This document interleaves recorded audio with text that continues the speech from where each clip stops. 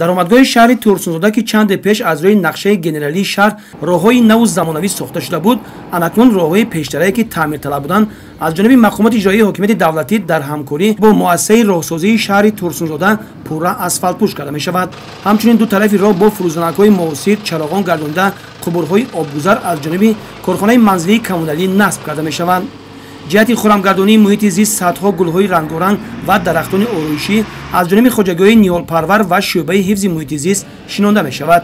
тибқи маълумоти сардори муассисаи давлатии назорати роҳҳои автономигарди шаҳр ҳокимҷон гадоев, барои иҷрои таъмири роҳҳои ба нақша гирифташуда дар корхона техникаи зарурӣ ва мутахассисон омода буда, ҷиҳати амалӣ намудани мунфарҷкунӣ бо корхонаҳои истеҳсолӣ шартнома бастааст.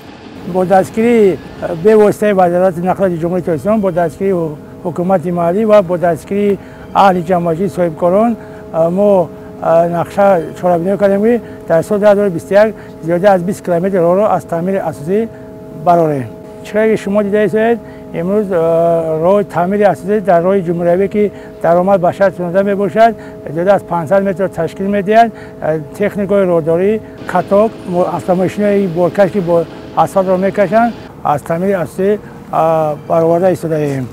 аз шӯъбаи меъмории назди мақомоти иҷроии ҳокимияти давлатии шаҳри турсунзода иттилоъ медиҳанд, то имрӯз аз наздик 400 иншооти таъйиноти гуногун ки бахшида ба 30-солагии истиқлолияти давлатии ҷумҳурии тоҷикистон ба нақша гирифта шуда, зиёда аз 300 тои он ба истифода дода шудааст. идораи замин дар шаҳри турсунзода низ дар ин самт корҳои назаррасро ба анҷом мерасонад. бо мақсади сазовор ҷашн гирифтани истиқлолияти давлатии ҷумҳурии тоҷикистон дар шаҳри турсунзода тибқи нақша 382 иншоот ба нақша гирифта шудааст ки то имрӯз аз тарафи шахсони воқеӣ ва ҳуқуқӣ 290 иншоот ба истифода дода шуда, нисбати ҳар як иншоот қарорҳои қабули бино баромадааст. қайд кардан ба маврид аст ки аз тарафи кормандони кумитаи идораи замин шаҳр дар муддати муайяншуда тибқи тартиб муқаррар гардида парвандаҳо тартиб дода мешаванд.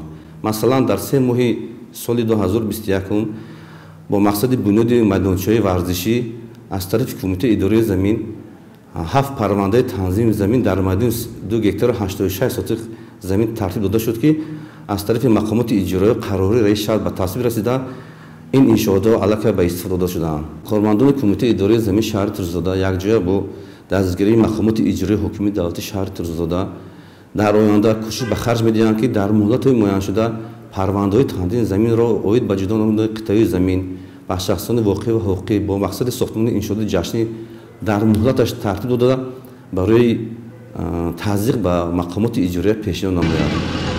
дастаҷамона ва якдилона ба анҷом расондани корҳои бунёдкорӣ рӯз то рӯз дар шаҳри турсунзода бештар мегардад ки ин омил ҷиҳати дастгирии сиёсати роҳбарияти олии мамлакат ва муҳайёсозии шароити арзанда барои зиндагии шоистаи мардум фолинек мебошад.